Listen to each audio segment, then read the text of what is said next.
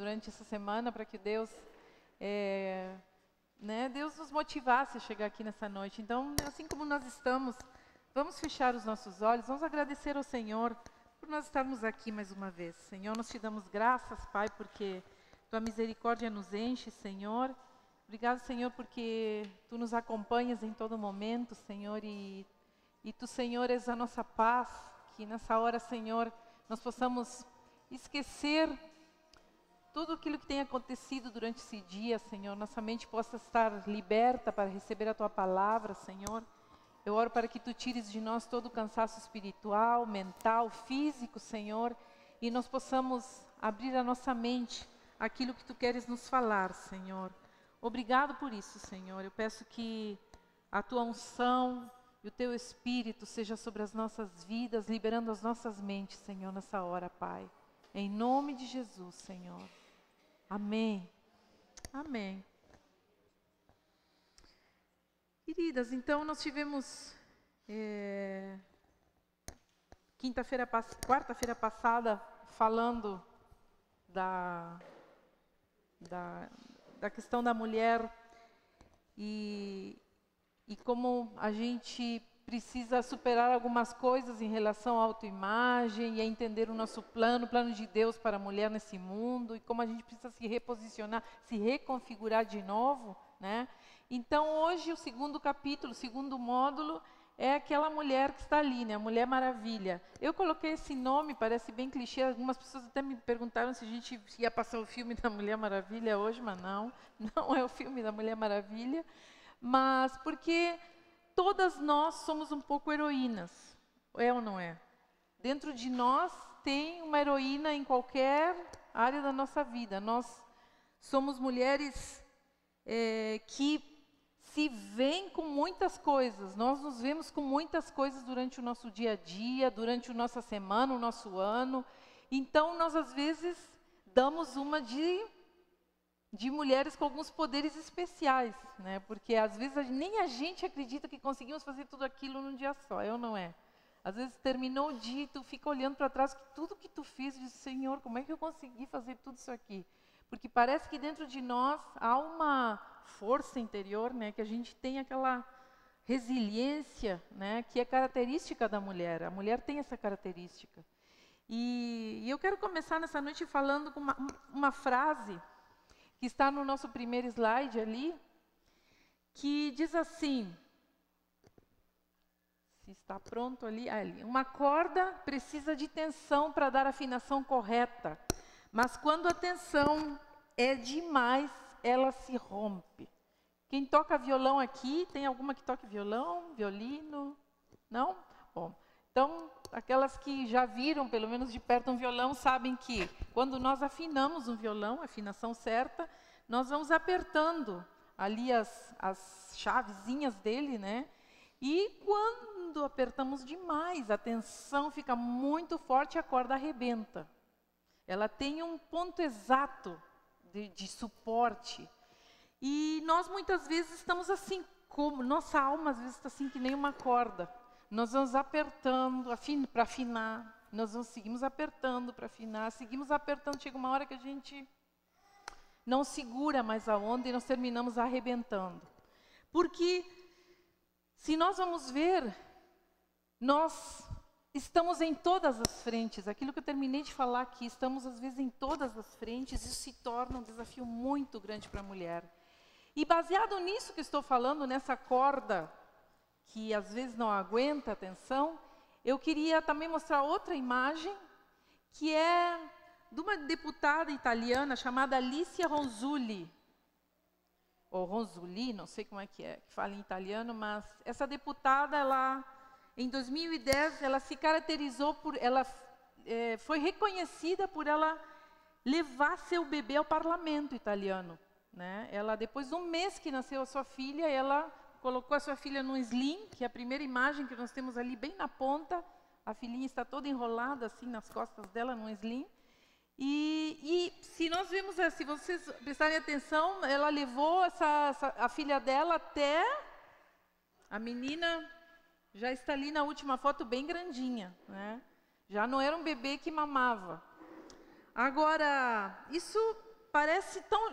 Quando eu olho para essa foto, eu não sei o que vocês sentem, mas parece uma coisa muito legal. Parece uma coisa muito linda. A mãe levando a filha, sabe? E não deixando ela com ninguém, mas se permitindo estar no momento crucial da vida dessa criança. Mas aí eu pergunto para nós, tem alguma coisa errada nessa foto? Acho 7 erros, como diz a outra. Vocês não acham que tem alguma coisa errada? Ou será que sou eu vejo que há alguma coisa errada nessa foto? É uma coisa tão, a mim me parece tão gritante, né? Mas o fato é que eu me pergunto se é o ambiente para uma criança estar. Essa é a grande pergunta que eu me faço quando eu olho essa foto. É o ambiente para uma criança ficar 10, 15 horas, não sei carga horária ela faria, mas pelo menos 8 horas. Eu me pergunto se é um ambiente para uma criança ficar 8 horas rodeada de gente, de um ambiente pesado e carregado, como é um parlamento, cheio de políticos, já por ser cheio de político na volta, a gente já fica meio assim, né? Então, eu acredito que por mais que a gente tente ver isso como uma ação muito legal, eu penso na criança, que o ambiente dela seria um ambiente legal, onde ela possa enxergar as cores do seu quarto, o ambiente da sua casa, onde está a sua família, ouvir o barulho dos outros irmãos daqui a pouco, gritando, brincando. Esse é um ambiente que uma criança, pelo menos dentro daquilo que eu entendo de maternidade, eu entendo que uma criança precisa disso aí. Agora, o interessante é que não há nada de errado na gente exercer o papel de mãe, mas também não há nada de errado na gente exercer o papel de profissional. Nós vivemos tentando equilibrar esses dois papéis, mãe e profissional. Como nós equilibramos? Eu não sei quantas daqui já têm filhos. Levanta a mão que eu quero saber. A maioria de nós já temos pelo menos um filho. No meu caso, eu tenho 3. Eu sei que não é fácil. E aquelas que são mães de 3 filhos sabem do que eu estou falando. Conciliar o tempo que nós temos com eles e o tempo que nós precisamos para trabalhar não é uma tarefa nada fácil. Nós vivemos nessa corda bamba. Mas nós precisamos entender que precisamos desse equilíbrio urgente. Há a necessidade desse equilíbrio. E eu queria passar ao primeiro ponto dessa noite, que é a arte de viver em 4, se dividir em 4, viver em 4 funções diferentes, que eu quero destacar nessa noite. A primeira é profissional, né? Como nós vamos encarar esse desafio de sermos mulheres profissionais para esse mundo? Como nós vamos viver sendo mulheres que trabalham, que decidimos trabalhar fora de casa?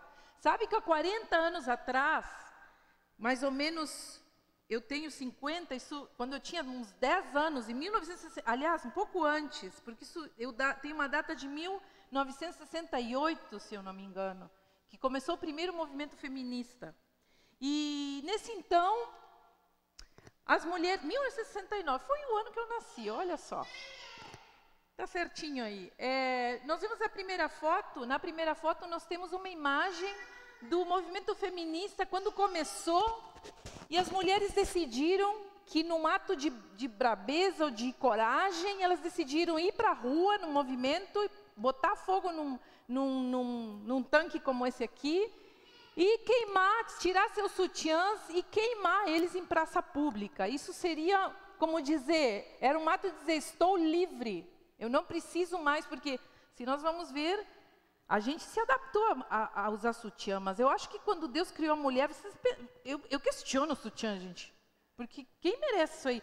Gente, eu acho que quando Deus... Olha para as índias como elas são felizes. Elas estão livres, felizes. Não tem esse problema de peito caído e de que está tudo... Elas estão bem lá, à vontade. né? Deus, se quisesse que a gente usasse roupa, eu sempre digo, se Deus quisesse que a gente usasse roupa, Ele já teria nos colocado um pacotinho embaixo do braço, né? Ele já teria nos feito com alguma coisa por fora. Ele nos fez vir ao mundo assim, como somos quando vamos tomar banho. Então, eu acho que quem inventou o sutiã, eu acho que ele tinha, não sei o que ele tinha em mente, mas acho que a primeira coisa, eu acho que era estética. Quero acreditar sim, que era questão estética, porque a mulher precisava levantar o peito e não sei o quê. Mas às vezes eu acho que também havia uma certa pressão de tipo, né? Seios chamam muito atenção, então vamos prender eles, né? Para que a gente não se sinta tentado ao ficar olhando. Tanto que tente sair na rua sem sutiã. O que vai acontecer? Não preciso nem falar. Se bem que tem uma modinha agora das meninas, né? Estão se libertando dos sutiãs. Mas se elas saírem sem sutiã na rua, com um peito que chame atenção, que está bem legal assim, né? E se de repente, se alguma de nós mais velhas sair na rua, nós vamos começar a rir de nós. Mas as meninas que estão com tudo em cima vão chamar demais atenção. Então, eu acho que quem inventou o sutiã tinha também essa intenção de prender um pouco a mulher, né? De tentar esconder um pouco aquilo que era muito forte para ser olhado, né? Então, nós queremos trazer essa questão do feminismo, porque elas entenderam que queimando o sutiã seria um grito de liberdade, dizer, chega de nos amarrarem, de nos colocarem mordaça na boca e nos peitos, nós vamos viver as nossas vidas. Só que, quando elas começaram aquele movimento, elas tinham em mente uma coisa só, duas coisas talvez, direitos sociais, ou seja, de trabalhar, de estudar, de ter direito, competir com o homem do mesmo jeito no mercado financeiro, econômico, trabalhista, profissional, e também direitos cívicos. Elas queriam votar, elas queriam saber de política, elas queriam discutir política, elas queriam ser mulheres bem informadas, porque não sei se vocês sabem, que há 40, 50 anos atrás, um pouquinho mais, talvez as mulheres não votavam, a mulher não tinha direito a voto, muito menos a se candidatar à política. A ser uma candidata, como agora nós vemos uma coisa tão popular, mulher não tinha direito, política era um negócio de homens, trabalho fora era um negócio de homens. E eu acredito, nesse sentido que elas começaram, eu tenho que dizer que eu me identifico com esse movimento, ou talvez vocês, algumas de nós não, mas eu acho muito válido o que elas fizeram. Eu acho que nesse sentido eu sou feminista. Nesse sentido, reivindicar direitos iguais socialmente e civicamente. Porque a mulher batalha tanto quanto o homem para levantar uma sociedade melhor, ou não. Então, nesse sentido, eu acho muito lícito o que elas fizeram. Mas se nós vamos ver um dos últimos movimentos feministas, porque houveram várias etapas desse movimento feminista, um dos últimos é aquela imagem ali, que vocês podem ver. Mulheres acharam que tirando a roupa, né, fazendo xixi em cima de crucifixos, né, de cruzes, fazendo cocô na porta das igrejas e passando com as mãos, como eu vi outro dia um vídeo, né, de uma igreja. Vi outro dia também uma mulher, uma cena terrível, assim, que eu não quis nem trazer, porque é bem chocante, de um aborto, assim, elas simulavam um aborto, a mulher tirava uma boneca do meio das pernas, cheia de sangue, e as outras comemoravam aquilo como se fosse uma coisa linda, né, matar um bebê, com o direito à questão do aborto. Então, nós vemos que agora já não é mais a Marcha das Vadias, que foi algo bem... Não sei se vocês lembram dessa marcha, isso não é tanto tempo atrás, isso é bem recente, onde elas colocaram a Marcha das Vadias. Elas se catalogavam vadias, porque elas reivindicam que mulher tem que ser igual ao homem no quesito sexual também. Se o homem é promíscuo, então eu também vou ser promíscua. Nós começamos a imitar do melhor do homem, que era direitos cívicos, sociais, direito a votar, direito a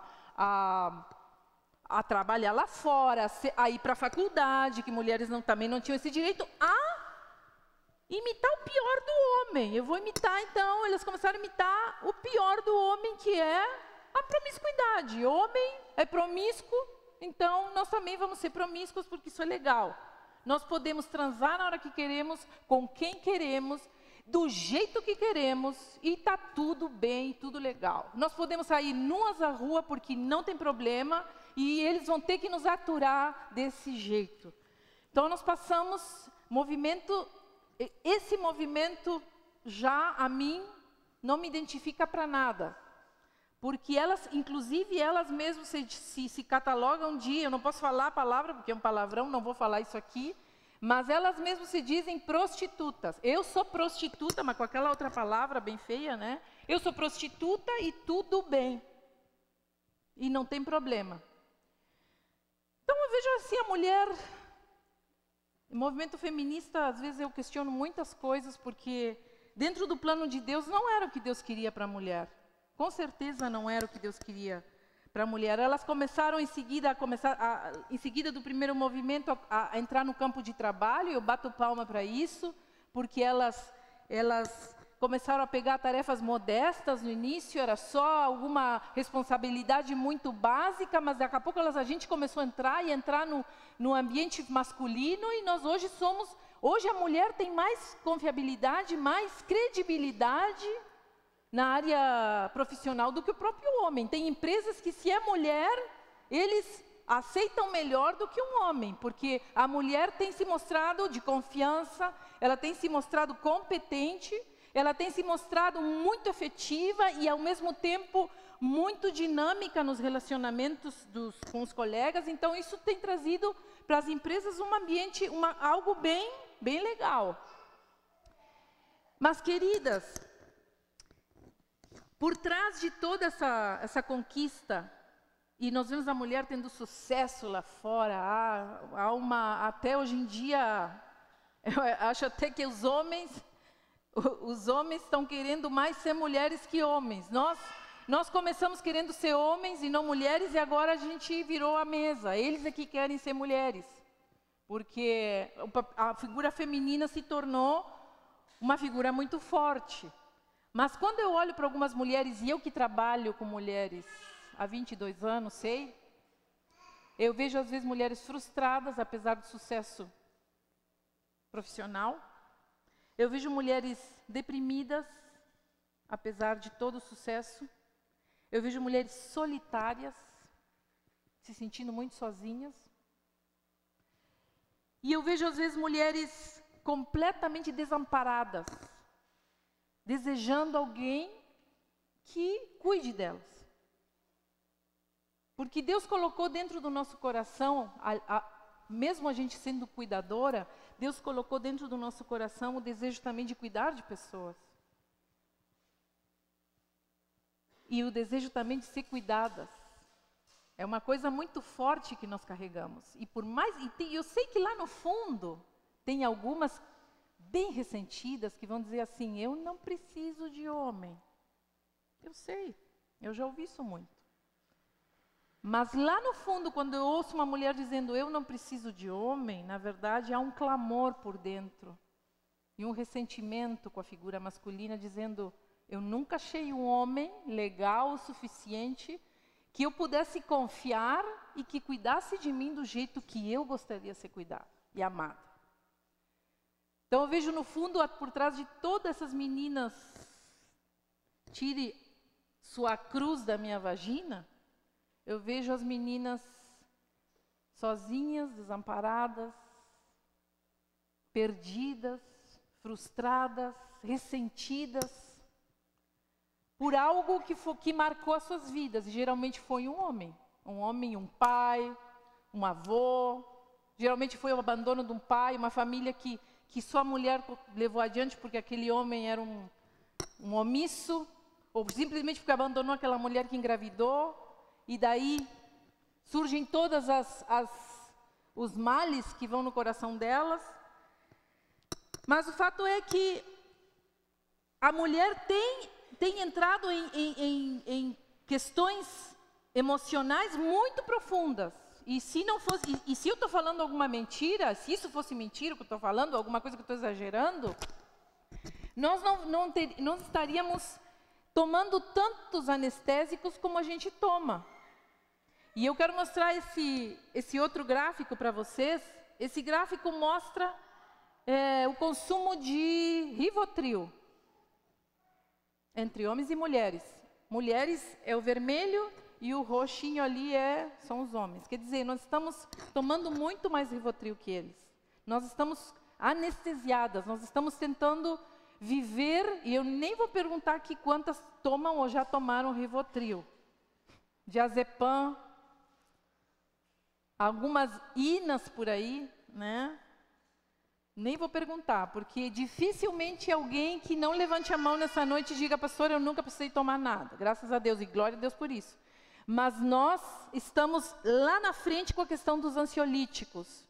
E claro, por que será que nós precisamos de tanta anestesia? Porque não é fácil a gente encarar a nossa jornada. Aquilo que eu estava falando no início. Nós estamos em várias frentes. Nós estamos nos dividindo em 4. Nós não estamos conseguindo dar conta de tudo que está na nossa mão para fazer.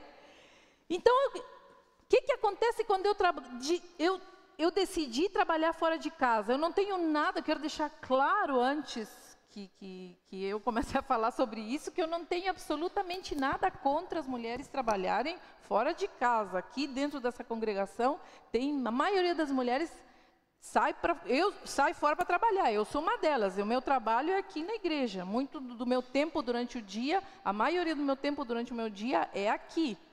É cuidando de vidas. Então, eu não posso falar que a mulher não sou contra a mulher trabalhar fora. Mas o fato é... Obrigada, Angélica.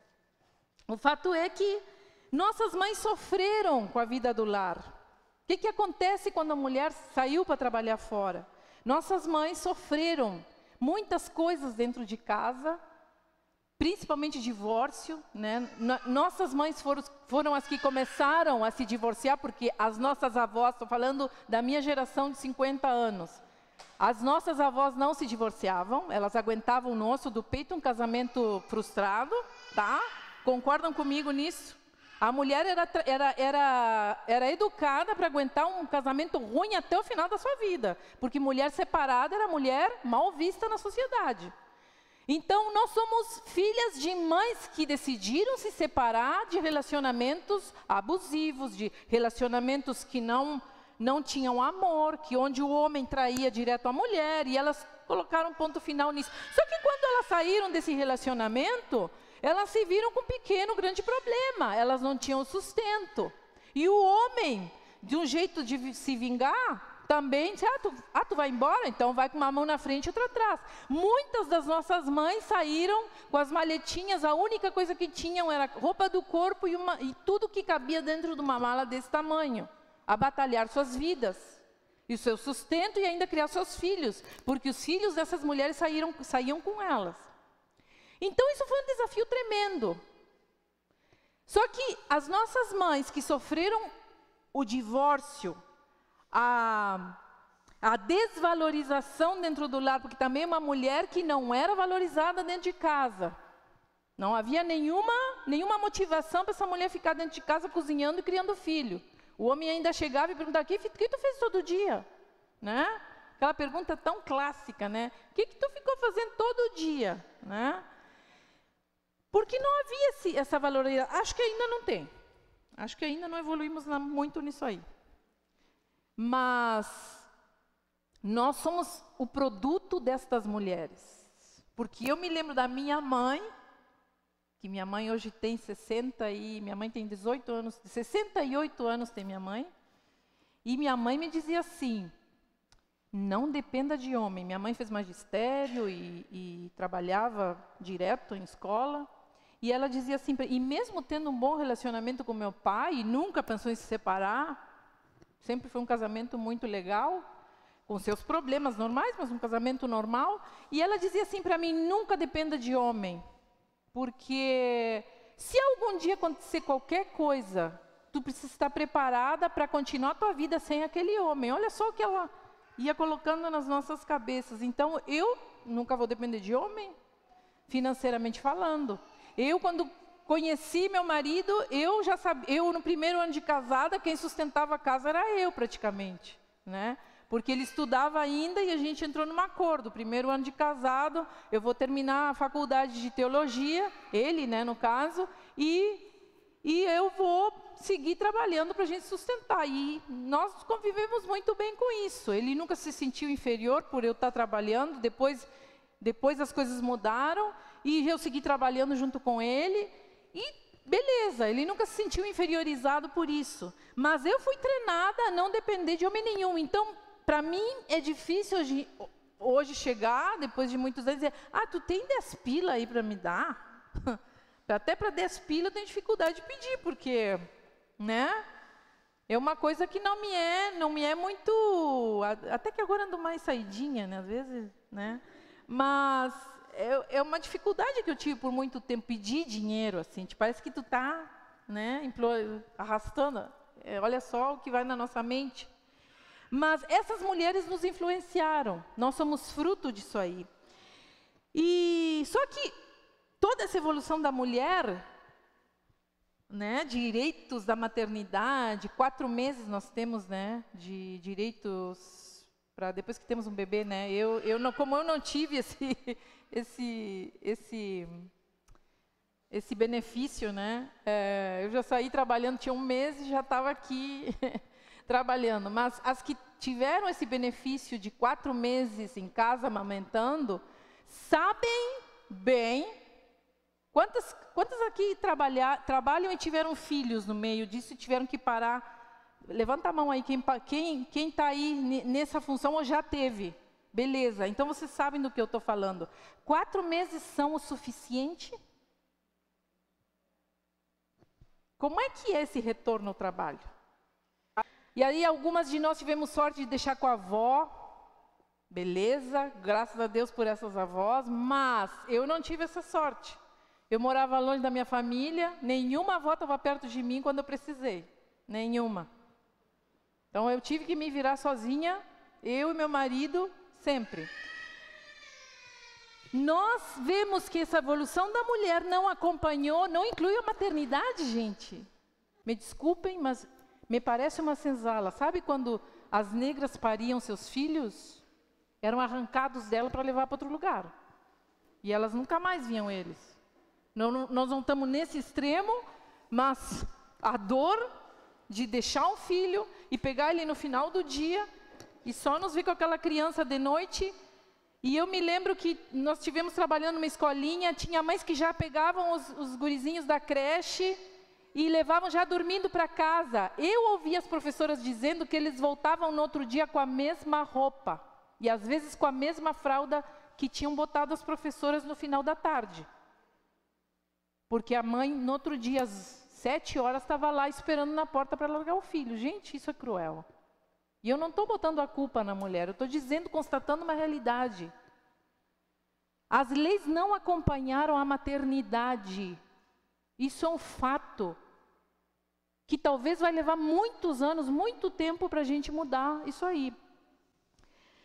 Também não fomos preparadas, também tem outra coisa que a gente não foi preparada para viver esse quatrilho que eu estou falando aqui. Quatrilho, eu botei esse nome, porque na verdade quatrilho é outra coisa, não confundam, o quatrilho é aquele filme onde eram quatro pessoas num relacionamento. Eu botei quatrilho para ironizar mesmo, né? Porque nós vemos somos 4 pessoas ao mesmo tempo, né? Nós não fomos preparadas em casa, ninguém nos preparou para a gente trabalhar fora, fazer família, fazer filho, ou nos ensinaram isso em casa?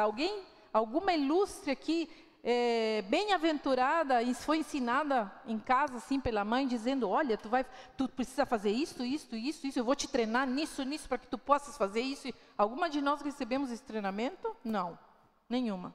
Porque isso nós fomos nos vendo aos poucos, à medida que fomos nos deparando com a realidade. Não temos esse preparo em casa. Não temos, ninguém nos ensina a sermos mulheres que trabalham fora. Ninguém. As pessoas são formadas numa faculdade para ser bons arquitetos, nós somos formados para ser bons doutores, nós somos formados para ser bons empresários, nós somos formados para ser bons pastores, mas nós não somos formados para ser seres humanos criando outros seres humanos e nos vendo com toda a bagagem que é ser mulher hoje em dia e de representar um papel nesses dias modernos. Essa que é a grande verdade. E ainda não vivemos viver nesse descompasso, nós estamos ainda andando em círculos em relação a isso. E tu vai esperar a criança crescer para voltar. E tu suspende tua atividade, perde tuas contas, né? Beleza? Para ter aquele filho. E diz assim, vou esperar 5 anos. A Márcia falou 5 anos. Vou esperar 5 anos para voltar ao campo de trabalho. Gente, se nesses 5 anos tu engravidar de novo, que foi o que aconteceu comigo, tá? Tu já não volta mais. Tá? Não volta mais, tu vai ter que esperar mais uns 5 anos.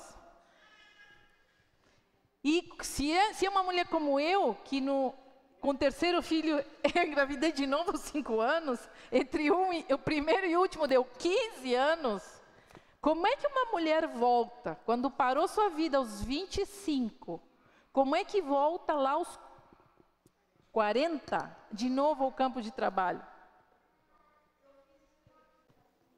Eu estive palestrando para um congresso de jovens, o Fabiano ficou com os meninos, eu fiquei com as meninas, e quando eu falei sobre isso com elas, a maioria delas fazia faculdade, estava começando sua vida profissional, estavam já entrando no campo de trabalho como mulheres. Recém começando e ganhando muito bem. Uma era arquiteta, outra fazia medicina, não sei o que, todas bem resolvidas nessas questões, e que tinham investido muito dinheiro nas suas carreiras. Então, só que todas elas estavam namorando para casar. E quando terminou a palestra, elas me procuraram, me disseram, pastora, como é que nós vamos fazer? E elas choravam, diziam, o que nós vamos fazer, pastora? Porque eu quero casar agora, nós estamos planejando casar agora.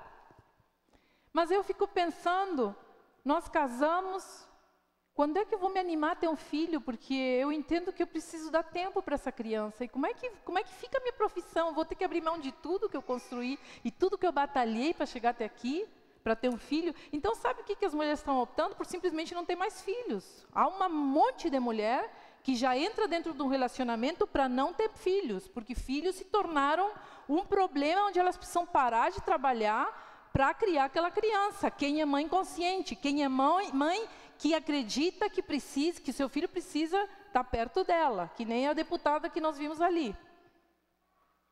É um dilema, porque vocês não acham injusto uma mulher estudar 8, 10 anos da sua vida, investir dinheiro, e aquelas que fizeram faculdade sabem do que eu estou falando, para depois que a coisa engrenar e tu está ganhando tua grana e tu está bombando no mercado, tu parar para ficar com uma criança 5 anos? É difícil. Talvez quando tu volte, tu já está fora daquilo que a empresa precisa. Já tem outro no teu lugar e já foi. Então, nós vivemos esses desafios. Há uma romantização em relação à maternidade. Nós vemos, parece, né, que é tudo uma coisa tão linda, ser mãe, maravilhoso, e as meninas sonham com ser mães. Eu, às vezes, tenho medo disso, porque eu, às vezes, vejo mulheres se questionando, né? Será que não teria sido mais fácil a vida sem os filhos? Será que não teria sido mais fácil? Algumas se perguntam, né? Se eu não tivesse engravidado, às vezes aparece uma gravidez não planejada, tem mais isso, né? Meninas que estão fazendo a faculdade, daqui a pouco engravida, o que faz? Segue estudando, larga essa criança, segue estudando. Como é que faz? Foi o que aconteceu com a minha mãe. Minha mãe estava estudando quando engravidou. Estava namorando e engravidou. E minha avó sentenciou ela, disse assim, tu não me larga qualquer coisa menos largar a tua carreira. Então, o que fazia minha avó? Minha avó pegava, né? Todos os dias, me botava no carrinho e levava lá para eu mamar na minha mãe, para eu não deixar de mamar. E ela disse que fazia esse caminho até 3 vezes por dia. E eu nasci em março, ela pegou o calorão de março, ela diz, era um calor escaldante, e eu ia perto do meio-dia te levar para mamar na tua mãe. Ela conta isso, só que minha avó tinha tempo para isso. Entendeu o que eu estou falando? Minha avó tinha tempo, porque ela não era uma mulher que trabalhava fora, é uma mulher do lar. Ela tinha tempo para isso. Mas e quando as vós agora já estão trabalhando? Tipo assim, Heloísa, tu tá no campo de trabalho, criaste teus filhos, beleza. Oi? Tá no auge. Glória a Deus por isso. Glória a Deus por isso. Mas tu é uma exceção, é o que eu te digo. Mas e se aparecer um netinho aí no meio da coisa? Né? Ah, tu vai ajudar na medida do possível. É o que eu faria também. Eu não vou largar tudo que eu estou fazendo aqui na igreja para sair a cuidar neto. Sempre falei isso para minhas filhas. Olha, beleza, vó, cuida quando puder, mas quando chegou minha hora, bye, bye. Mãe, quem tem que cuidar é mãe. Não é vovó. Difícil colocar isso na cabeça das mulheres. Quem quer filho, cuide seu filho. Amém? Quem quer filho, cuide seu filho. Filho foi feito para ser cuidado por mãe. Por quê por vó não? Porque vó bagunça demais a criança. Vó não é para disciplinar a criança. A avó não foi feita para disciplinar. Primeiro porque ela não tem mais pique para ficar disciplinando criança. E segundo porque é a avó. Ela tem o direito de criar aquela criança sem botar regras nenhuma. É vó. Então, tu vai pegar aquela criança, eu sei porque acompanho mulheres que deixam seus filhos com suas vós, e a queixa é essa sempre. Bah! Não sei mais o que fazer. A avó, tudo que eu digo, a avó vai lá e ensina tudo errado. Diz que não. A avó diz que é para comer, eu digo que é para comer nos horários, a avó lá vai dar chiclete, bala, bombom no meio da... Sim. Aí, vós, eu não estou falando mentira. É assim. Vó mima. A vó mima e está no seu direito. Ela tem o seu direito, é vó. Ela não é mãe. Coisa boa. Você lembra da sua avó? Quando sua avó... Na época que as vós eram mulheres, né? Mas a minha avó, para mim, era uma mulher incrível. Mas ela fazia muita função de mãe na minha vida. Né? Ela passou muitas barreiras. Eu respeitava mais a minha avó que a minha mãe. Até o dia de hoje, às vezes me custa ver minha mãe como mãe, porque o referencial e o amor e carinho que eu tenho é da minha avó. Até o dia de hoje, ela morreu, mas eu ainda tenho aquela coisa, minha avó. Eu tinha uma ligação muito profunda com ela. Por isso aí. Agora, queridas, e quando nos toca administrar uma casa, além da gente ser profissional? Porque eu digo uma coisa, se nós somos donas de casa, isso as meninas que ainda não casaram, prestem bem atenção, porque quem quer casar vai ter que se ver um dia com uma casa, mesmo que esse homem seja a coisa mais maravilhosa que cozinha, né? Eu já percebi, sabe que as gurias estão malandras? Elas já estão pegando o homem que cozinha. Eu já percebi, já. É ou não é, gurias? É ou não é? Elas já, antes de namorar, elas já perguntam assim, cozinha? Porque eu vejo mais os homens aqui na igreja indo para a cozinha que as mulheres. É ou não é? Porque simplesmente... parece que essa função já não é mais da mulher. Não é mais aquela mulher que ia para a cozinha fazer comida. As gurias hoje conseguiram botar um stop nisso. Calma aí, quer comer, vai fazer tua comida. Eu vejo muitas gurias e muitas mulheres que casaram já são mais novas fazendo isso aí. Quer comer, vai cozinhar tu. Porque eu que sou das antigas, né? Eu olho e digo, meu Deus, fico meio que, né? Me custa, né? Porque eu acredito que aquilo que nós falamos quarta-feira passada, nós somos o centro da nossa casa, é em nós que se forma uma família, é a partir da mulher que se forma uma família. Tanto que vocês podem ver, o homem fica viúvo e o que ele faz? Arruma outra mulher. Mulher fica viúva, o que faz? Fica cuidando dos filhos. Ela abre mão do relacionamento. E ela se vai pensar num homem, ela quer que aquele homem aceite as suas crianças primeiro. Mulher sábia, estou falando de mulher sábia. Mulher decente. Ela vai primeiro fazer um raio-x naquele homem, ver se ele é competente e de confiança o suficiente para botar para dentro da sua casa. Mas o homem, ele não pensa duas vezes, não pensa muito na mulher que vai escolher depois que a mulher vai embora. Nós temos esse senso de unir a nossa família. Deus já colocou dentro de nós a união, o cuidado, ser cuidadoras. E quando nós escolhemos ser donas de casa, que eu acho uma tarefa muito, mas muito importante, e eu valorizo muito o trabalho de uma dona de casa, eu acho que a gente já está escolhendo uma profissão quando nós escolhemos ser donas de casa, quando nós não terceirizamos essa tarefa dentro das nossas casas. E eu digo que ser dona de casa é uma tarefa não só difícil, mas é uma tarefa que exige muita pressão. Eu vejo donas de casa exaustas, cansadas da tarefa doméstica. E quem cuida da sua casa sabe o que eu estou falando. Tu levanta de manhã, não sei qual é a rotina de quem tem algum tempo para sua casa, mas tu levanta de manhã já catando coisa do chão. Já levanta já lavando uma louça, tu já sai botando roupa na máquina, tu já vai... É assim, tu já vai já pensando que tu vai fazer meio-dia do almoço, e às vezes tem umas que já deitam pensando no que vão fazer no outro dia do almoço, e nós vamos indo. Quando chega de tarde, que nós dizemos assim, tá, beleza, agora, né, já fiz todas as tarefas, que nada. Tu olhou lá para cima e viu, puxa, tá cheio de teia de aranha, vou lá limpar. E vem o filho da escola, não sei o quê, ai, tem um monte de tema, a gente se senta para fazer os temas com a criança.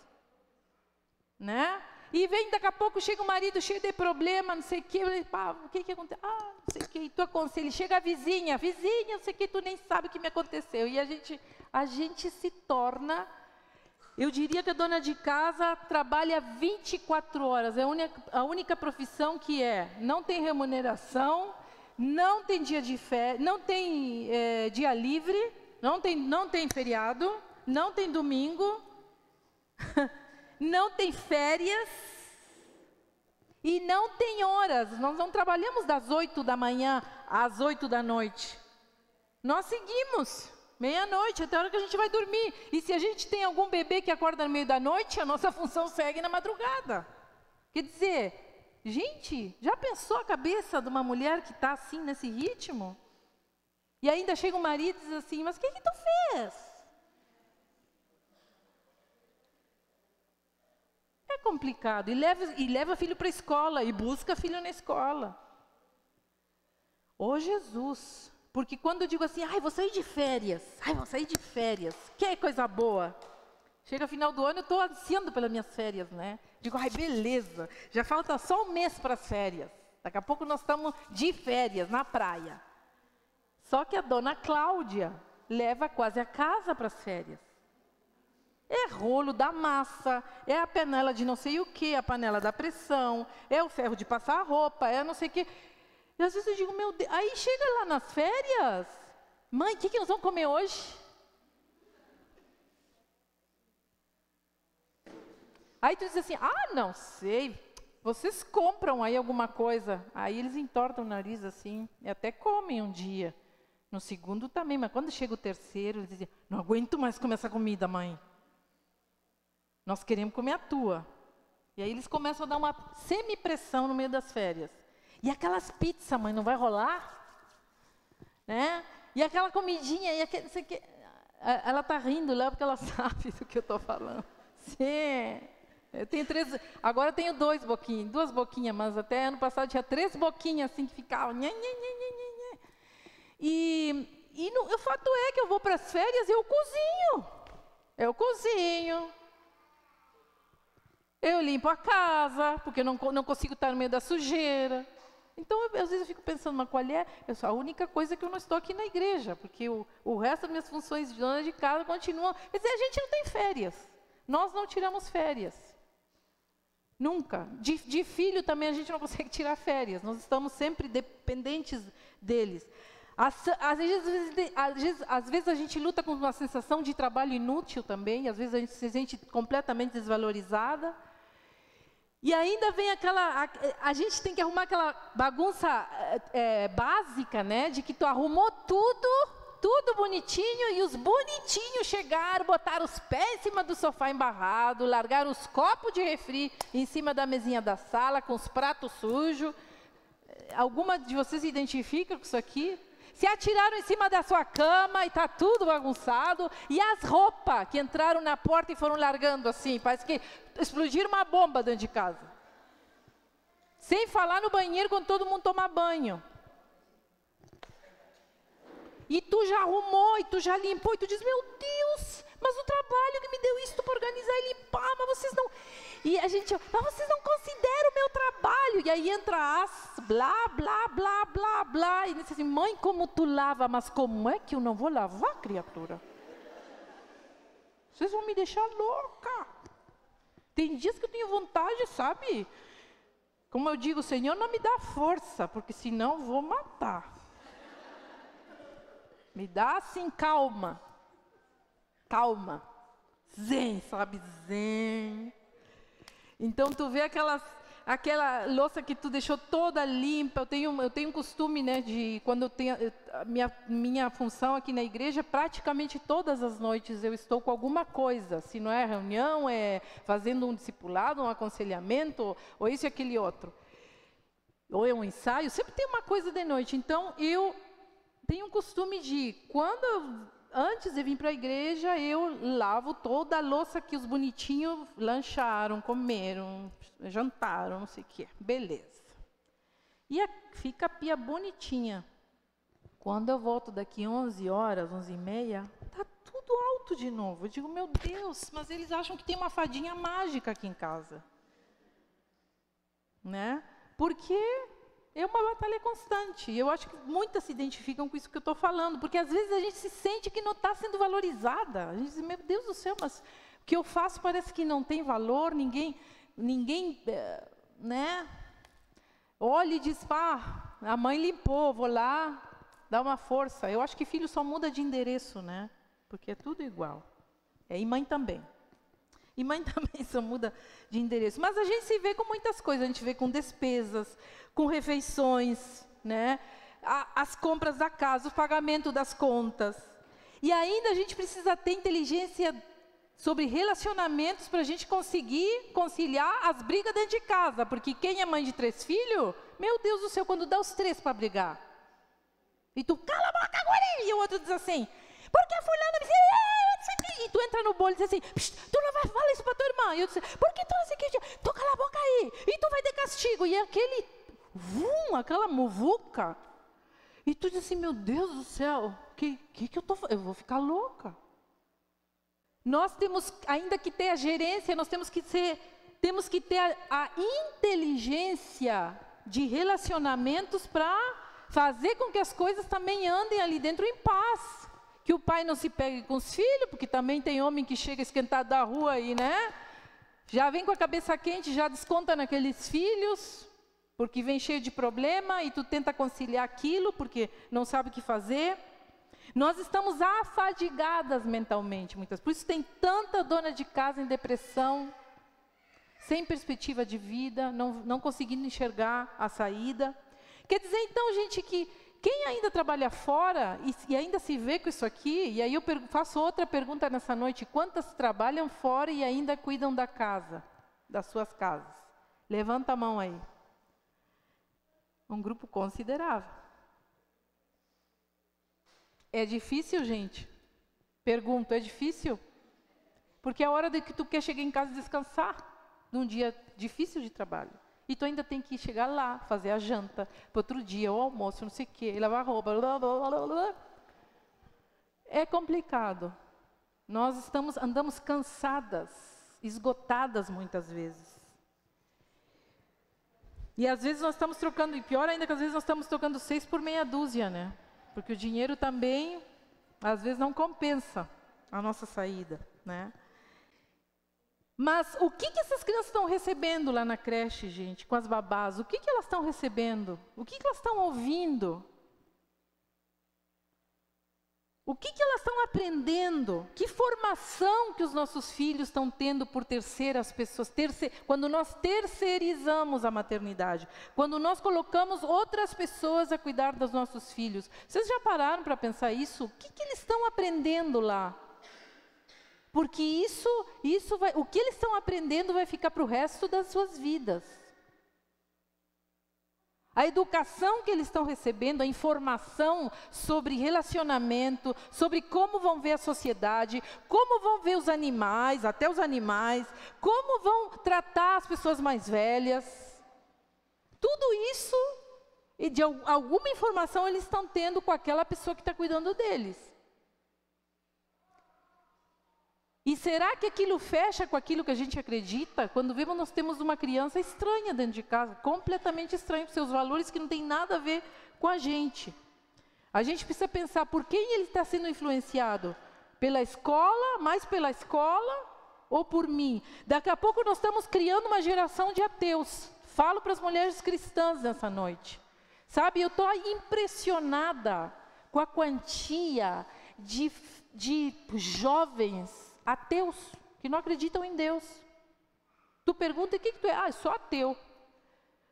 Sabe por que está acontecendo isso? Porque se perdeu dentro de casa aquela noção de Deus, que a gente passava para as crianças dentro de casa. A gente dizia, Deus, né? Não sei o quê. Não, graças a Deus, existe um Deus. A criança perguntava, cadê Deus que eu não vejo? Mas Deus existe, nós vamos explicando para a criança. O fato de nós estarmos terceirizando os nossos filhos para outras pessoas faz com que eles nem em Deus acreditem mais. Porque o professor lá na escola está tendo muito mais peso e influência sobre os nossos filhos do que nós dentro das nossas casas. O que nós falamos está se tornando estranho para eles. Quem está com eles mais tempo termina influenciando. Daqui a pouco chega o traficante. Nós temos tantos exemplos ali passando essa porta. Daqui a pouco chega o traficante, se torna uma figura, um referencial para aquele filho, se torna uma figura forte masculina, porque ele é um cara que tem poder, tem posição na comunidade, todo mundo respeita, porque é o traficante, todo mundo tem medo. E a criança vai dizer, pai, eu quero ser que nem esse homem. Olha só, que legal. Porque a figura masculina também não está mais dentro dos nossos lares. Nós vemos cada vez mais a mulher criando filhos sozinhas, sem os homens, prescindindo dos homens. E se eu parar, e se eu começar a largar tudo que eu tenho e ficar só com aquela criança, né? Eu não vou conseguir dar para ele aquilo que ele precisa. Eu já vi muitas mulheres. O que eu estou falando são coisas que eu ouço das mulheres. Eu falo com mulheres, aconselho mulheres. E ouço seus problemas. Como é que eu vou dar as coisas que ele precisa? Só que as coisas que ele precisa, nós estamos pensando no material. Só no material. Nós estamos pensando só no material. Então, nós estamos muito preocupados em dar colégios bons. Nós estamos muito preocupados em dar coisas materiais para os nossos filhos, o tênis da marca, a roupa da marca, mas o que eles mais precisam, que é formação humana, dentro de casa, serem seres humanos criados para o mundo, qualquer pessoa está fazendo isso, menos nós. E já desde cedo nós vemos às vezes embaixo, e olha, não precisa às vezes a gente sair fora para trabalhar, às vezes nós estamos dentro das nossas casas e a nossa loucura de querer fazer tudo termina que nós fechamos os olhos a coisas que estão acontecendo debaixo do nosso nariz. Nossos filhos estão sendo mais influenciados por youtubers, tá? Qualquer um na internet. Por que esses guris entram nos Estados Unidos com arma e matam? Matam um monte de gente, não sei o quê. E a gente fica, gente, como é que isso acontece numa criança de 10 ou 9, 10 anos? Porque eles estão sendo mais influenciados por youtubers. Eles estão 24 horas ligados à internet. Nós decidimos, como mães, dar um cala-boca para eles virtual. Sabe qual é? Celular, toma. Cala-boca virtual. A chupeta. Ele fica tão quietinho, pastor. Ele vê os desenhos coloridos, coisa boa. Mas tu já está ensinando a criança a depender daquilo. Ele vai chegar lá, nós vemos os jovens hoje, eles se não estão aqui, a vida, e adultos também. Eu não é nem mais jovem, eu vejo adultos, 40, 50, 60 anos, viciados nisso aqui. Gente, isso aqui é uma bênção. Agora, antes de vir para a reunião, eu soube em 5, 10 minutos que meu irmão saiu meu irmão saiu da cirurgia, que correu tudo bem. Quer dizer, é uma bênção isso aqui? É uma bênção. Mas é também uma perdição, se usado de um jeito errado. Cuidado com o que o seu filho vê aqui no celular. Cuidado com os vídeos. Quem é o youtuber que seu filho mais curte? Você sabe disso? Você nem sabe disso. Porque eu sei o que meu filho curte. Eu vou em cima. O que está vendo aí? Quem é esse cara que está falando? Vamos ver o que ele fala, me sento para ouvir. E se não é legal, eu já vou falando. Ai, eles me pegam. Eles ficam. Ai, mãe, que coisa. Tu não gosta de nada? Não gosto mesmo. Dentro da minha casa, essa porcaria não vai entrar. Olha o que está falando. Mas o que tem de mal? Olha, presta bem no que essa menina está falando. Ela está falando que mulher pode fazer o que quiser com a sua vida e está tudo bem. Ela está falando que a sexualidade da mulher não tem nada a ver, ela pode sair transando com quem ela quiser e está tudo bem. E eu sempre digo para as gurias, quem sai perdendo sempre num relacionamento trivial é a mulher. Não adianta a gente dizer assim, ah não, mas eu tenho tanto... É aqui que o bebê para, não é lá na barriga dele, é aqui. Nós saímos sempre perdendo. Nós somos as que vamos criar aquele filho. Nós somos as que vamos gerar 9 meses ou abortar, como algumas fazem. A mulher sempre vai sair em desvantagem nesse sentido. O nosso corpo já foi feito para isso. Então eu tenho muito cuidado. O que está vendo dentro da minha casa? Porque às vezes está acontecendo a coisa aqui embaixo do meu nariz. Ideias, filosofias, ateísmo. E eu estou bem tranquila lá, ele está entretido, está lá na internet, bem entretido. Eu tenho uma rotina em casa que assim, passou mais de 1 hora na internet, vai, pega a tua bicicleta e sai para a rua. Mas mãe, assaltam aqui na esquina, anda só meia quadra, mas vai. Eu sou bem chata. Que criança é feita para não ficar quieta. Criança é feita para aprontar. Vocês eram umas santinhas quando eram crianças. Subia em árvore, caía, descia, rasgava, se furava o pé, arrancava a tampa do dedão andando de bicicleta. Não era assim? Andava com um galho na cabeça, esfolada nos joelhos. Criança foi feita para isso. Criança foi feita para agitar. Nada mais antinatural do que ter uma criança 12 horas num computador. Eu vi outro dia um vídeo de um ninho, em espanhol chamam niño rata, que quer dizer criança... Rata é rato. Só que é aquelas ratazana. Ratazana, esse é o nome. Criança ratazana. Porque a mãe tentava tirar... A criança tinha sido instruída pelo psicólogo que ele ficava 12, 13, 15, 20 horas em cima do computador. Uma criança de 12 anos. E o psicólogo disse, a senhora não deu um basta, ele vai pirar nisso aí. Não parava nem para dormir, nem para comer, gente. E então o vídeo mostrava a mãe tentando arrancar a criança. E ele começava a gritar, gente, parecia que estava possesso. Era um demônio se manifestando. Que nada. É emocional da criança sem o vício. Sem o seu vício. Então eles começaram a batizar, lá na Espanha, esse tipo de criança, ninho rata, que é criança ratazana. Ou seja, né, fissurada, porque ele chega, se tu olhar a atitude da criança, quando ele parece uma ratazana, do jeito que ele grita, gente, muito, muito horrível. Se vocês pudessem depois acessar e ver esse Ninho Rata, é uma coisa impressionante. De um perfil de criança que está tendo, assim, assustadoramente, né, e os pais sem poder fazer absolutamente nada. Mas, gente, a questão é que volto à questão, nós não podemos terceirizar os nossos filhos, não podemos fazer isso aí. A maternidade não é para ser terceirizada, me desculpem. As que deixaram e deixam seus filhos com outras pessoas, precisam fazer isso. Precisam. Não tem como, beleza.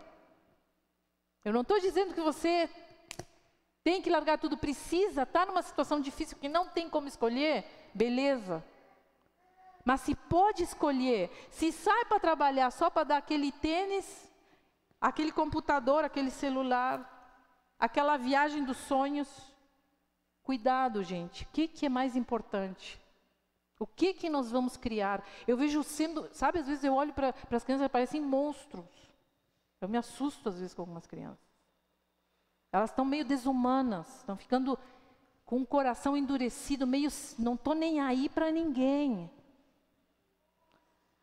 Porque criança não pode, filho não pode ser terceirizado. Outra coisa que não pode ser terceirizada é relacionamento, casamento. Aí a quarta frente do quadrilho é os nossos relacionamentos. Quando eu sou esposa também, eu sou profissional, dona de casa, mãe e mulher, amante, por sinal, que precisa transar, ou não? Como é que nós conciliamos tudo isso, gente? Como nós conciliamos? Quando nós chegamos depois de um dia cansadas, esgotadas, fazendo 1000 coisas naquele tempo. Eu às vezes penso, digo, meu Deus, isso deve ser um horror, né? Passar o dia inteiro trabalhando, chegar em casa, cozinhar, botar roupa para lavar, blá, blá, blá, blá, cuidar de filho, fazer tema, blá, tudo na noite. E ainda depois, chega lá meia-noite, vamos transar? E tu tá, falando com quem? Porque já deita dormindo já. Mal deu tempo para tomar um banho. E aí vem um homem, mas eu quero transar, vamos transar? Não vai rolar hoje? Não, estou cansada. Mas como não vai estar cansada? Está mais que cansada, está quase morta, um zumbi. Há uma lentidão, a gente se apaixona e depois que se apaixona, marchamos, parece que é só passar um melzinho, que é coisa mais fácil, barbada, porque a gente não pensa no futuro. Eu digo para as gurias, escolham homens, porque somos nós que escolhemos, tá? Homem não escolhe mulheres, são mulheres que escolhem os seus parceiros. Elas escolhem quem é que vai ser o pai dos filhos dela. Escolham homens que tenham os mesmos valores que vocês. Parem para conversar, em vez de beijo, abraço e transa, parem para conversar. O que tu pensa sobre filhos? O que tu pensa o dia que a gente tiver filhos? Como é que vai ser? Porque depois nós temos a surpresa, o Kinder Ovo. Tá? Surpresinha dentro. Que a gente, meu Deus, esse homem não me ajuda, esse homem não sei o quê. Mas tu parou para ver com o que tu estava fazendo filho? Porque eu acredito que nós temos esse poder de escolher. Ou não. Ou alguém nos pegou à força. Não, nós escolhemos. Mas a gente não quer nem saber o que pensa bonitinho. Ai, tão bonito, ele é tão romântico, tão bonito. Ele me faz tão feliz, tão bem. Mas ele vai fazer feliz meus filhos? Ele vai ser bom pai? Ele vai ser bom marido depois, quando eu chegar cansada do trabalho? Ele vai dividir as tarefas comigo? Ele vai ser um homem que pegue junto? Quer filho, mas vai pegar junto também? Quando eu estiver trabalhando, ele vai para a cozinha? Ele vai, sabe? Porque nós somos meio lentas para escolher. Algumas de nós somos lentas. Nos apaixonamos muito fácil. Então eu digo, escolha um homem que tenha os mesmos valores. Os mesmos valores. O que ele pensa da sexualidade? Porque daqui a pouco eu estou prendendo o filho em casa para não sair transando. ao Deus dará, e o homem diz assim, tem que ser macho, vai lá, pega. Eu não estou criando machinho, não quero nem saber de perpetuar essa imagem de machismo, que eu tanto odeio nos homens. Se tem uma coisa, eu tenho pavor ir na rua e o homem ficar olhando e cuidando, né? Parece uns bichos. Me desculpem, mas tem homens que têm um pênis na cabeça. Não é cérebro, é pênis. Então ele sai na rua assim, ó. Parece uns radar. E eu digo assim, gente, eu não quero criar um machinho desses. E eu não tenho o menor orgulho como mãe de criar, perpetuar um serzinho que vai fazer outra mulher infeliz. E eu acho a coisa mais linda, porque meu filho está pegando todas. Aí eu ainda acho o máximo, meu garanhão. Gente, quem é que cria esses serizinhos que nós estamos vendo por aí? Quem é que cria eles? É outra mulher, até onde eu sei. Olha o poder que nós temos. Que homem você está criando debaixo da sua saia? Um homenzinho debaixo da sua saia que se a mãe vai embora, ele não sabe o que fazer, está perdido sem a mãe. Ai, porque ele me ama. Querida, vai suprir carência com teu marido. Filho não dá para suprir carência. Não se supre carência com filho, porque um dia ele precisa fazer a sua vidinha. E coisa boa o dia que ele fizer a sua vidinha, porque essa é a ordem da vida. Não tente botar filho em pedestal, suprir carência. O que não tenho com meu marido, vou então ter aquele homenzinho que vai me dar tanto carinho. Ai, pastor, ele é tão legal, ele se abre comigo, ele conta seus problemas. Que bom! Mas prepara ele para outra mulher que vem depois de ti. Porque essa vai ser tua norinha. E eu vou dizendo em casa desde agora, cuidado quem tu me traz aqui. Eu já vou abrindo os ganchos, não quero piriguete aqui em casa. Falo com todas as letras. Não quero. Quero uma mulher decente, quero uma mulher que tenha teus valores. Quero uma mulher que te respeite. E quero uma mulher que tu saiba respeitar. Porque eu não vou perpetuar esse tipo de situação. Uns homens que parecem uns bichos. O que é isso? Está olhando as meninas? Aonde tu está olhando as meninas? Ai, mãe, mas não sei o que. Não, calma. Não se chega assim numa mulher. Tu tem que ser primeiro amigo. Eu já vou falando já. O pai dele fala bastante. Claro, chega nessa idade, 12, 13, eles começam a se despertar para a sexualidade, eu já vou falando. Cuidado. Porque nós somos responsáveis pelas gerações que vêm depois de nós. Depois não adianta, o bonitinho depois. Eu não vou falar o nome porque é feio. Mas eles gostam de fazer cocô em cima das nossas cabeças. Porque a gente não deu a real para eles. De que há respeito, que precisa haver respeito. Que eles são seres humanos que são criados para o mundo. Não é só para nós. Nós precisamos criar, um dia nós vamos ir embora e eles ficam. Então a gente tem tudo isso. Mas casamento, ninguém é obrigado a casar, certo? Aqui casa quem quer. Já terminou o tempo que mulher tinha que se casar. Casa quem quer. Agora, se quer casar, querida, relacionamento dá trabalho. Não adianta depois chegar e dizer assim, mas ele, tô nem aí. Quero viver minha vida. Vida a dois é uma coisa, tem que haver uma unidade. Os dois precisam depender um do outro, os dois precisam ceder, os dois precisam conversar. Nem vou falar isso aqui porque vou levar muito tempo. Mas o que nós vemos é isso aí. Nós estamos mais preocupados com as selfies que nós postamos nos nossos relacionamentos e a felicidade que nós passamos para os olhos das outras pessoas. Estamos mais ocupados em postar a nossa felicidade do que a sentir, a viver a nossa felicidade. Nós saímos ali na esquina e já estamos tirando selfie, gente. Olha eu aqui com meu amor, não sei o quê. Olha eu com meu amor na cama. Gente, qualquer dia nós vamos vamos ter transmissão ao vivo de transa do fulano, da fulana. Eu imagino já nos próximos anos a gente aqui, ó. Vocês riem? Olha, anota aí, anota o que eu estou falando. Não vai muito longe isso que eu estou falando. Já dei ideia, já até. Nós estamos mais preocupados com os likes do Facebook do que os nossos relacionamentos. Nós tiramos fotinho, que é mais legal, para as pessoas nos invejarem. Nós passamos aquela imagem de felicidade, que está tudo bem quando está tudo mal. E nós terminamos terceirizando até os nossos sentidos, porque a gente não vive o momento. Sabe, eu vejo gente indo lá para o outro lado do mundo, lá na Torre Eiffel, em vez de ficar curtindo e vendo aquela coisa linda, sei lá, as pirâmides dos faraós e não sei o quê, e viver aquele momento tão preocupada só em clique, clique, clique, clique, ver a vida através do celular. Gente, é assim, eu todo o tempo digo, gente, mas se tu está aqui ao vivo, por que eu tenho que te olhar através dessa máquina? Quero te ver, quero curtir, quero enxergar com esse olhinho, quero te tocar com essa mãozinha, quero te abraçar. Nós estamos terceirizando até isso.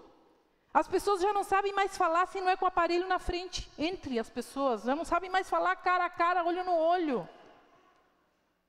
E nossos sentimentos estão sendo virtualizados. Os nossos sentimentos se resumem àquilo que nós fazemos no Facebook. Estou triste, estou com raiva, estou feliz, curti, amei. Tudo via Facebook. Mas a vida nossa mesmo nós não estamos vivendo. E tu olha para a vida das outras pessoas e diz, ai, isso deve estar bombando. Não sabe de nada, inocente. Eu já mudei o nome de Facebook, né? Fakebook. É tudo mentira. É tudo fake. Sabe? Não é, a maioria das coisas nem é verdade. Estamos confusas e vivendo essa loucura. Mas, gente, eu quero terminar nessa noite falando de uma mulher. Porque eu acho que quando a mulher saiu da sua posição, e o feminismo trouxe isso aí, nós terminamos castrando os homens, porque a mulher tomou uma postura tão forte que os homens foram castrados emocionalmente. E aí nós temos homens impotentes com 30 anos, com dificuldade de ereção, dificuldade para chegar numa relação até o final, porque aquela mulher assusta ele. Eles estão assustados com a gente. Com o papel, porque na medida em que nós saímos daquele projeto de Deus, o homem também saiu do projeto de Deus dele. Houve aquela desconfiguração. E nós ainda comemoramos isso como um troféu, né? Mas eu quero terminar falando de uma mulher chamada Débora, e ela está lá em Juízes capítulo 4. Débora foi uma mulher chamada num tempo em que as mulheres não tinham nenhuma projeção. Num tempo em que não havia feminismo, num tempo em que a mulher não era valorizada, num tempo em que a mulher não tinha nada, não tinha direito a nada, Deus levanta Débora como uma voz em Israel, como uma mulher com autoridade sobre o povo, como juíza sobre o povo. Deus faz algo tremendo com Débora. E termina que... E eu ainda... deveria de dar uma pincelada, porque algumas de nós não se dividem só em 4, algumas de nós se dividem em 5, porque nós trabalhamos no ministério aqui na igreja. Tá? E aí estou falando para as líderes, que difícil jornada às vezes nós temos, porque dentro de tudo isso nós precisamos tirar um tempo para ouvir pessoas, orar por pessoas, aconselhar pessoas, abraçar pessoas. Nós nos dividimos em 5. E dentro do meu conceito, uma das tarefas mais importantes que Deus me deu, depois dos meus filhos e do meu lar, o ministério aqui dentro da igreja. Aquilo que eu faço dentro desse lugar. E eu diria que como mulheres líderes e mulheres que trabalham, obreiras, nós temos o desafio, primeiro, antes de nada, e eu que me criei com 2 mulheres que foram mulheres que trabalhavam e de noite estavam lá na igreja, né, trabalhavam o dia inteiro. O primeiro desafio é estar no centro da vontade de Deus. É um primeiro desafio que nós temos. E outro é a gente se sentir meio vitrine, porque as pessoas nos olham como referenciais e nós terminamos nos tornando uma vitrine para as pessoas. E depois, outro desafio é a gente liderar outros homens como mulheres. Eu, no meu caso, lidero outros homens Como é que eu consigo o respeito desses homens quando eu lidero eles?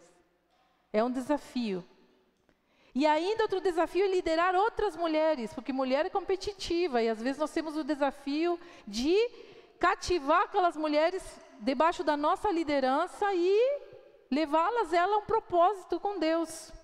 É um desafio grande.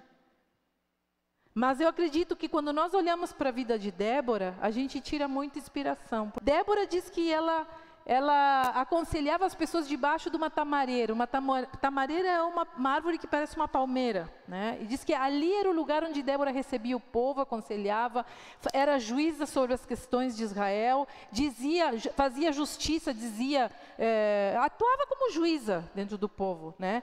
Embaixo daquela tamareira. E eu pergunto nessa noite, gente, qual é a nossa tamareira? Qual é a nossa frente de batalha? Onde nós estamos colocando as nossas vidas à disposição das pessoas, ou a serviço do reino de Deus? Às vezes nossa tamareira pode ser o muro da nossa casa que nos faz conversar com a nossa vizinha. Nossa tamareira pode ser a cadeira do cabeleireiro, onde nós estamos ali penteando, mas estamos falando do reino de Deus. Às vezes uma tamareira pode ser a unha, enquanto faço a unha de outra mulher, enquanto maquio outra mulher, enquanto ouço os problemas de outra mulher, como no caso da Andréia, que é psicóloga. Qual é a tua tamareira? Onde Deus te colocou para tu ser também colaboradora no reino de Deus? Porque nós precisamos entender que essa missão, cada uma de nós tem uma missão. Ninguém foi chamado para ser crente de banco. Todas nós temos uma missão. E Débora teve essa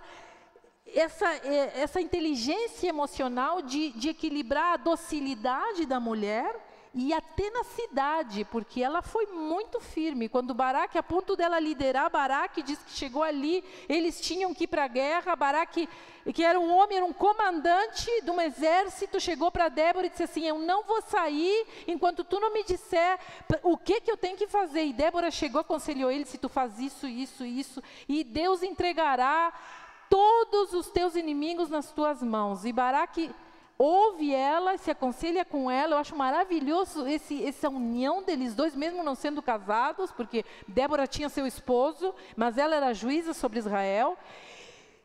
E de repente Baraque volta e diz para ela: só tem um porém, eu não vou se tu não for comigo. Ele coloca ela numa posição de honra por ela ser mulher. E aí é que eu vejo como o propósito de Deus desde o início foi não que a gente fosse melhor que o homem, não que o homem fosse melhor que a mulher, não que o homem fosse, como é que se diz, o cara que vai à frente e a mulher que vai atrás, ou projetou a mulher para ser submissa ao homem. Esse não era o plano piloto de Deus. Deus não planejou submissão para a mulher, não foi isso que Deus planejou. Lá no Éden, Deus fez homem e mulheres com funções diferentes, mas iguais, no mesmo nível. O pecado fez com que, e a queda do homem fez com que a mulher tivesse que se submeter à autoridade do homem, por questões até de proteção, no mundo selvagem. Mas o plano de Deus agora é que nós restauremos isso. Nós precisamos, como mulheres de Deus, restaurar isso. Nem melhor, nem pior, nem igual, mas diferentes, seres diferentes, com funções diferentes, mas no mesmo propósito. O lado A e o lado B de uma mesma moeda. A cara e a coroa de uma mesma moeda. É isso que Deus planejou para o homem e para a mulher. Então você que é feminista, diz: porque homem não sei o quê. Saiba que a sua tarefa é reconciliar homens e mulheres. Nós, como mulheres de Deus, temos essa missão, reconciliar. Foi o que Débora fez. Eles se somaram nos seus poderes. Eles não andaram separados nessa missão de ir lá lutar e vencer aquele exército. E ela mostra que não precisou se tornar como um homem para liderar aquele homem. Ela liderou daquele jeitinho dela de mulher. E tem mais, ela não toma o poder daquele homem.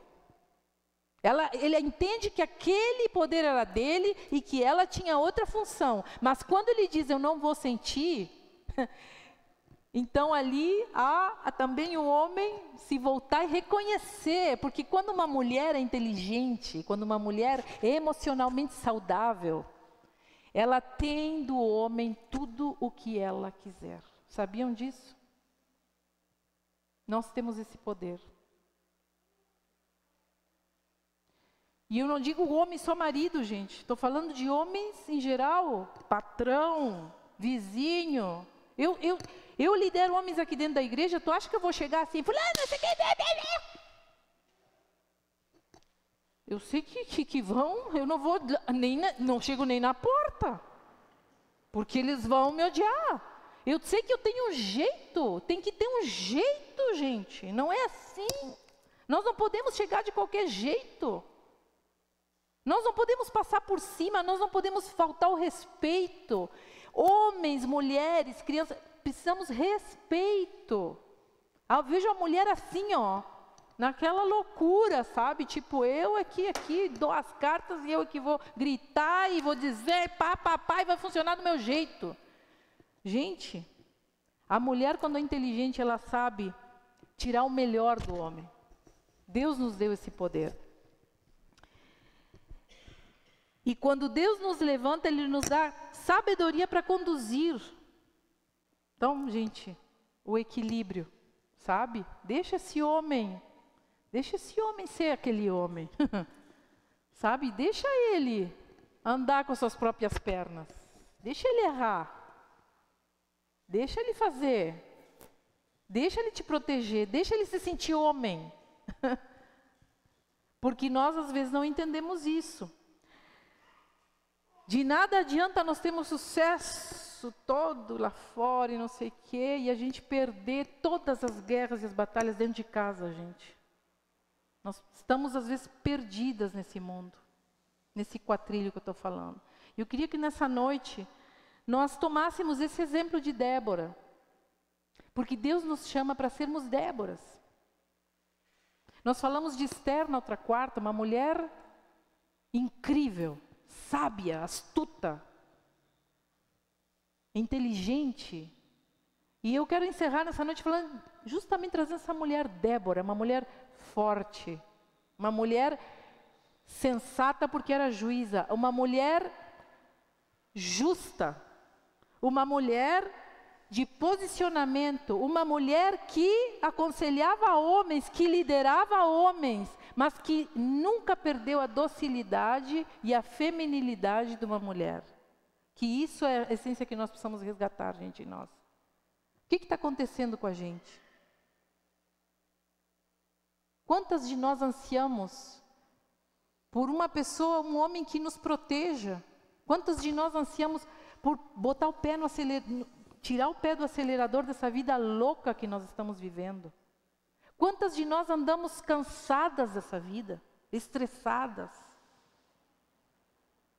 Quantos de nós estamos entregando os pontos, chegando aqui em novembro do ano já sabe, com tanque vazio já, porque as nossas forças estão se esvaindo.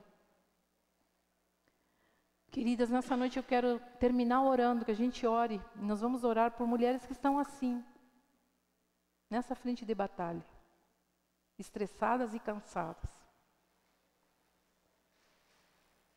Eu queria que a gente fechasse os nossos olhos nessa hora.